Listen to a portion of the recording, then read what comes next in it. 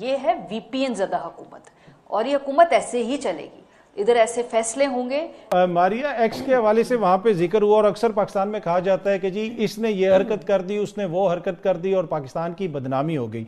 अब अमरीकी कांग्रेस के अंदर हेयरिंग हो रही है, अमरीकी नुमाइंदे जो हैं वो ये सब सुन रहे हैं और अमरीकी हुकूमत का नुमाइंदा बता रहा है कि जी हमें बड़ी तशवीश है, पाकिस्तान में आज़ादी राय के भी मसले हैं, ये भी मसले हैं, वो भी मसले हैं। तो ये फिर बदनामी कौन करवा रहा है पाकिस्तान की? जो आपने एक्स की बात की ना, मुझे ये ताज्जुब हो रहा है कि आप लोग इतने परेशान क्यों हो रहे हैं।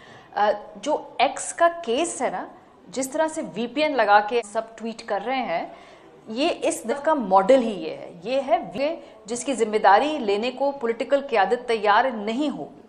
और वो कहेंगे फला से पूछे, फला कहेगा, फला से पूछे, फला कहेगा हमें तो मालूम नहीं, हमारा नोटिफिकेशन नहीं, अपने कागज निकाल कर देखते हैं। तो जो ये एक्स की बंदिश है, ये आपको बता रही है कि जो पूरी गवर्नमेंट है ये वीपीएन के ऊपर